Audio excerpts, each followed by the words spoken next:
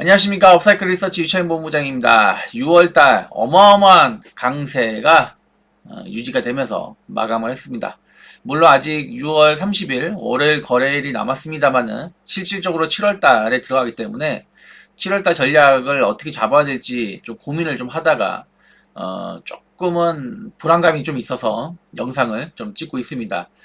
오늘의 주제는 7월 초 전략 수급이 다소 불안하다 라는 것으로 영상을 좀 시작을 하려고 하고 있는데요. 지금 보시면 6월달 엄청난 상승을 보여줬어요.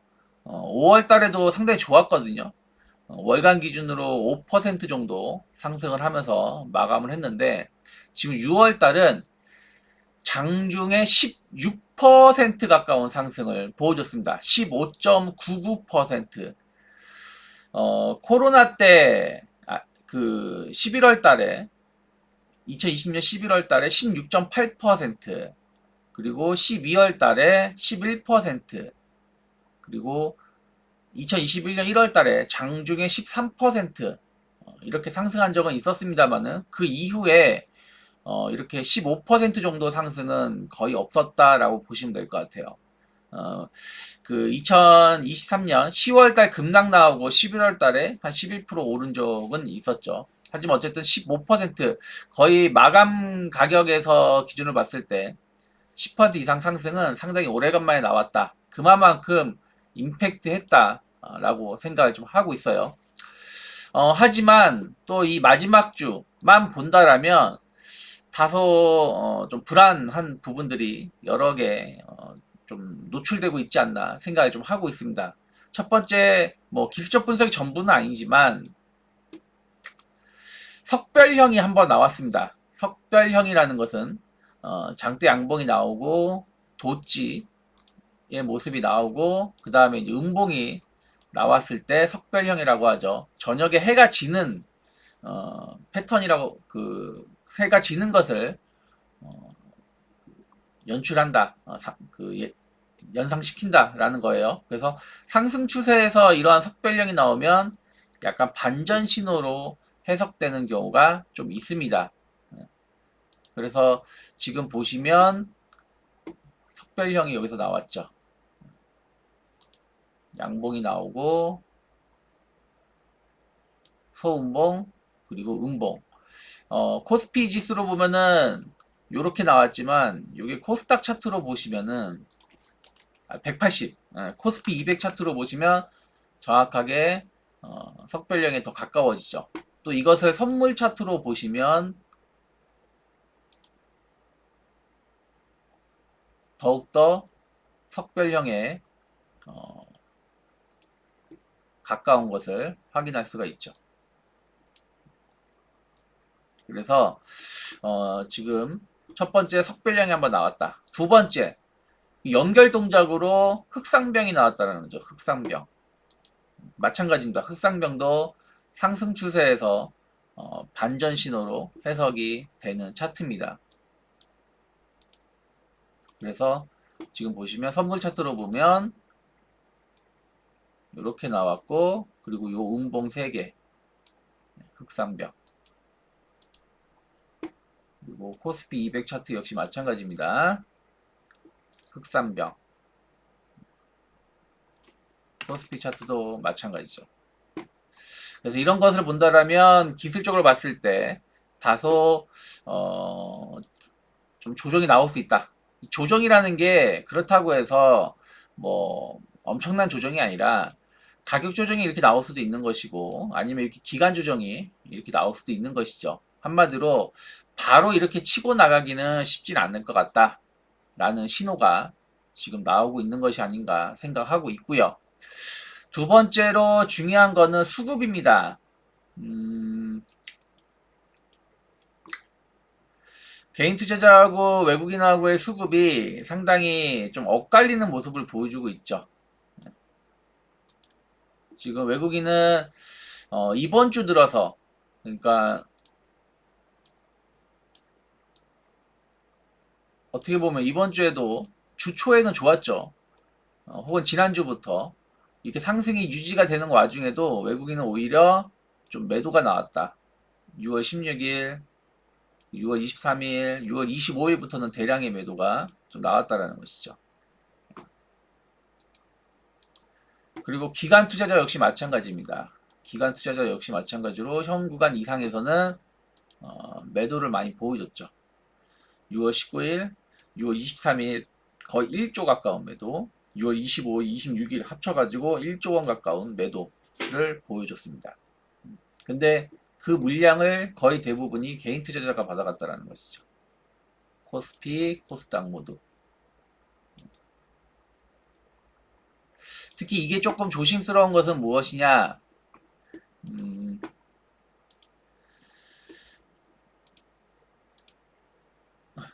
6월 만기 이후 신용융자, 신용으로 매수를 많이 했다라는 겁니다. 신용으로. 신용이 요 구간에서 2조 이상 신용이 들어왔습니다. 6월 12일 기준으로 봤을 때 18조 5천억이었던 신용융자가 20조 3천억까지 약 2조가 늘었다는 것이죠. 2조가 늘었습니다. 근데 이게 대부분이 코스피 대형주로 늘었다는 거예요. 여기 보시면 이렇게 늘었는데 코스닥을 보세요. 코스닥은 보시면 한 7조 8천억 정도 수준에서 8조 1천억 정도로 많이 안 늘었습니다. 그렇게 많이 늘지 않았어요. 여기서 보신다 그러면. 그래서 여기 신용이 이렇게 되어 있는 모습이죠.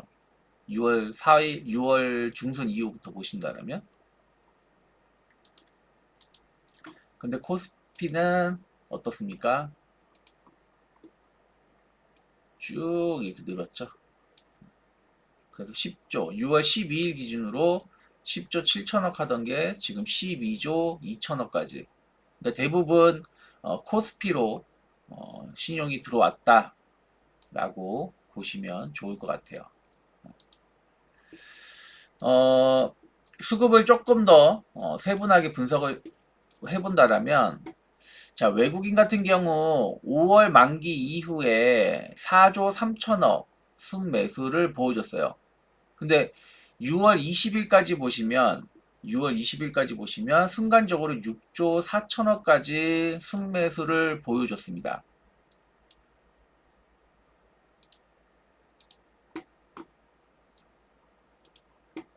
자, 외국인 기간별로 보신다라면 5월 9일부터 그리고 6월 27일까지 보시면 5월 9일이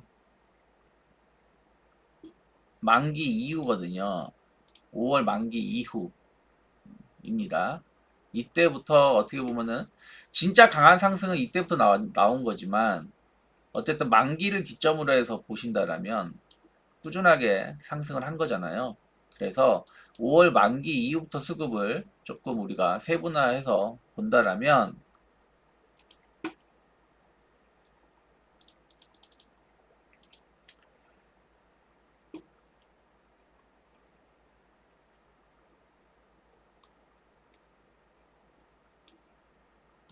5월 8일부터 계산을 해보면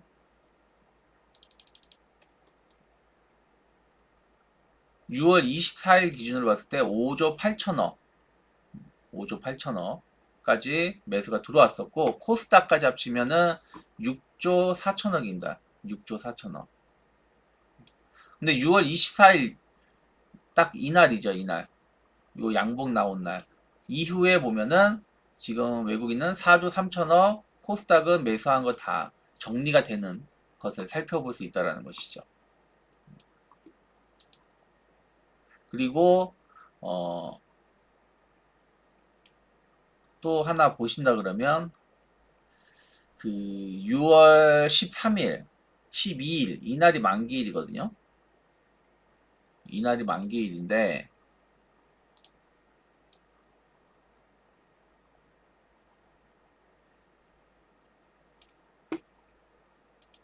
이날입니다. 이날인데 이날을 기점으로 해가지고 수급이 전혀 안 들어오고 있다는 거예요. 엄밀히 따지면.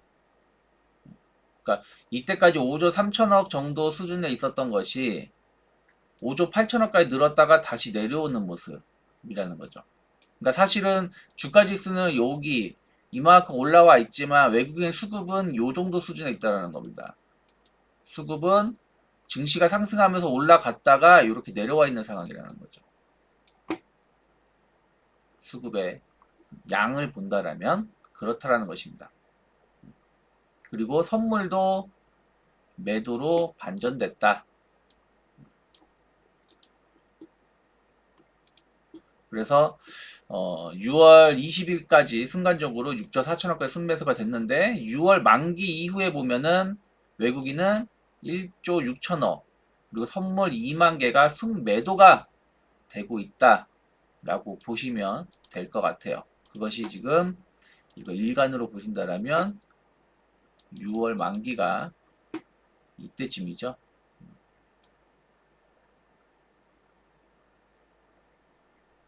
그럼 이날 이후에 보면 외국인은 1조 원 이상의 매도, 코스닥도 마찬가지고요. 한 6천억 이상의 매도, 선물 2만 계약의 매도가 지금 진행이 되고 있다라는 거예요. 그러니까 증시가 올라가면 올라갈수록 외국인들은 수급은 계속 매도를 보여주고 있고 제일 문제는 이 선물까지 매도가 나오고 있다. 이 부분이 저는 조금 불안하다라는 것입니다. 이 부분이 제일 불안하다. 그래서 외국인의 선물 수급 방향이 그 현선물 수급 방향이 상당히 중요하다라고 말씀드리고 싶은데 근데 외국인이 엄밀히 따지면 6월 뭐 23일, 24일, 뭐 25일을 기점으로 해서 매도가 좀 많이 나왔습니다. 그때부터 어떻게 보면 조금 매도로 반전되는 모습을 보여주고 있는데 그때가 이제 엄밀히 따지면 이제 많은 사람들이 봤을 때 이것 때문에 외국인이 매도를 하는 거다라고 이야기를 해요. MSCI 편입지수에 불발이 됐는데 불발이 된 게 중요한 게 아니라 이 관찰 대상국 등재에도 실패했다라는 거죠. 관찰 대상국 등재에도 실패했다라는 것은 뭐냐면 관찰 대상국이 되면 1년에서 뭐 2년이면은 충분히 가능하죠. 근데 관찰 대상국 등재가 안 되면 2년 이상 걸린다는 거예요. 2년 이상.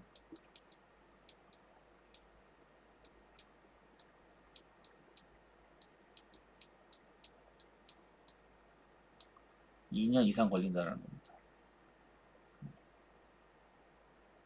그러니까 여기에 대해서 실망을 했다.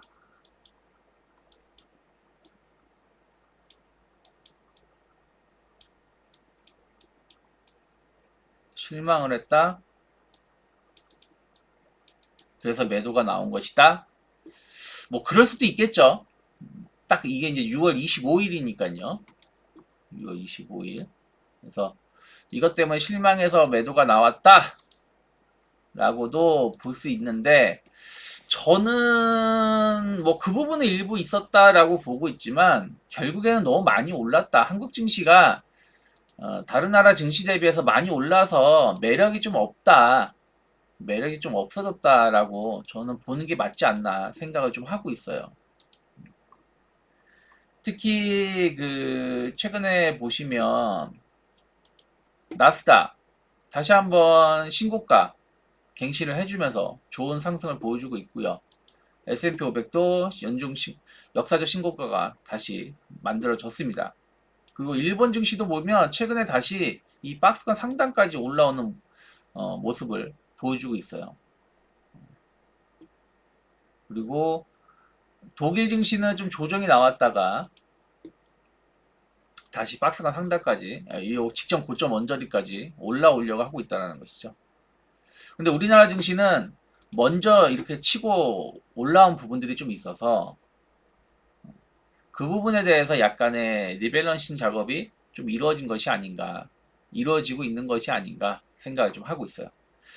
그래서 MSCI 편입 실패에 대한 실망감이 있었다고 하더라도 이것 때문에 뭐 완전히 매도로 반전된다 이 얘기는 아니고요. 이런 전체적으로 글로벌 증시하고 약간의 속도 조절 이런 부분들이 좀 맞물리면서 매도가 나오는 것이 아닌가 생각하고 있어요.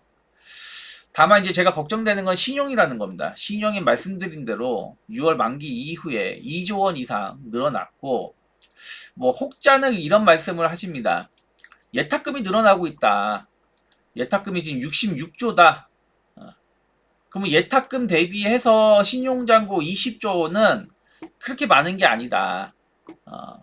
예탁금 대비해서 신용이 20%니까 20%라서 이게 뭐 그렇게 뭐 심각한 건 아니다. 예탁금 대비 신용잔고가 한 30% 정도의 비중으로 올라와야지 좀 위험한 것이지 지금 정도 예탁금 수준에서의 신용잔고는 아주 심각한 건 아닐 수 있다 라고 말을 하는데 예탁금도요 보세요 7조가 늘었습니다. 6월 9일 이후에 예탁금이 7조가 늘었어요. 25일 기준이니까 아마 월요일 되면 더 늘어날 가능성이 높겠죠. 예탁금이 더 늘어날 가능성이 높다. 그리고 신용융자 역시 마찬가지입니다. 신용융자 역시 마찬가지로 27일 기준이기 때문에 더 늘어날 가능성이 높죠.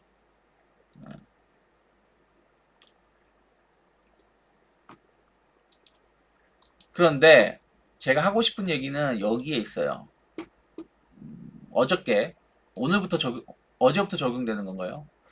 부동산 가계부채 관리 강화 방안, 주담배 6억 원 제한, 뭐 2주택자 이상 대출 제로, 처분 1주택 처분으로 주식을 그 주택을 사겠다는 뭐 유지가 되는데 기존 주택자는 수요를 차단한다라는 거죠. 생활 안정자금 목적 주담배 한도 제한 1억에서 2억이었는데 이제 1억으로 중지. 다주택자 금지. 등등등등. LTV 규제 강화. 이 얘기를 왜 하고 있냐면은 예탁금이 자 은행에 예금을 해서 예탁금을 들어오는 경우도 있지만요. 대출을 받아서 예탁금으로 들어온 경우도 많이 있습니다. 현금을 쌓아놓는 사람들이 많지가 않잖아요. 그러면 아 여보 담보대출 받아서 주식 좀 해볼까? 신용대출 받아서 주식 좀 해볼까? 카드론 받아서 주식 좀 해볼까? 하는 사람들이 많다. 그런 사람들이 은근히 많다라는 거죠. 그런데 그걸 막아버리면 예탁금이 더 늘어나기가 쉽지가 않다라는 겁니다. 예탁금이 늘어나기가 쉽지가 않다. 두 번째, 신용이 이렇게 늘어나면서 거의 신용이 20조 원까지 늘어나면서 신용으로 주식을 살 수 있는 종목도 많지 않다라는 거예요. 신용으로 주식을 살 수 있는 종목도 많지가 않고 그리고 예탁금이 더 늘어나기가 쉽지 않다. 그래서 개인 투자자의 화력이 조금 쉽지 않을 수도 있다는 것이죠. 그리고 현재 구간에서 외국인이 좀 매도로 반전됐다는 부분들 그런 것들 감안한다라면 저는 어쩌면 증시가 7월 초 조금 센 조정이 한번 나올 수 있다. 센 조정이라고 해서 뭐 이렇게 폭락은 아니지만 저는 이 만기일 종가가 2,900 한 20포인트, 30포인트 정도 될 거예요. 6월 12일 2,920포인트입니다. 저는 2,920포인트 언저리까지 어떤 조정 가능성은 열려 있다. 한마디로 현재 가격 주가 지수에서 마이너스 100포인트, 100포인트 이상의 어떤 조정은 한 번은 나올 수 있지 않을까 생각을 좀 하고 있습니다. 다만 이렇게 조정이 나올지 뭐 이런 식의 조정이 나올지는 모르겠지만, 그래서 저는 2,900 초반까지의 조정을 열어놓고 2,900 초반까지 조정이 나왔을 때 그때 이후부터 주식을 좀 어떻게 매수를 할지 여부를 고민을 하는 게 맞지 않을까 생각을 하고 있습니다. 그리고 지금 주식들이 여전히 좀 가매수 권역에 놓여 있는 게 많다라고 좀 보고 있어요.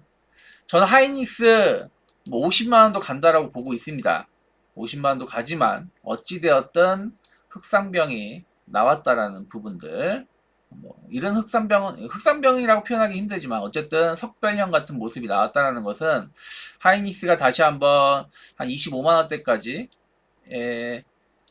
25만 원, 26만 원대까지 조정도 한 번은 열어놔야 되지 않을까 생각을 좀 하고 있고요. 그리고 뭐 스테이블 코인 관련돼서 좀 과도하게 오른 부분들이 좀 있죠. 카카오페이, LG CNS, 삼성 SDS, 뭐 네이버, 카카오 약간의 조정이 조금 더 있을 수 있다 생각을 좀 하고 있습니다. 그리고 이제 약간 주도주가 조금 이렇게 되면은 부재될 수가 있죠. 그래서 이런 것들 감안하면 제가 보기에는 한 일주일에서 2주 정도는 좀 조심스럽게 시장을 바라보자. 그리고 나서 좀 주식을 좀 모아가는 전략을 잡아가면 좋지 않을까 생각을 좀 하고 있고요.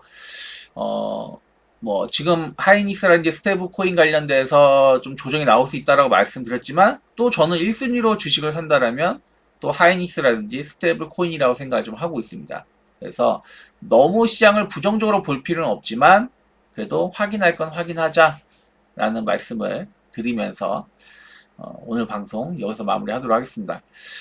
주중에 계속해서 오전 8시 업사부님 또 오후 3시 유창희 본부장이 계속해서 그날 시황이라든지 또 앞으로 흐름들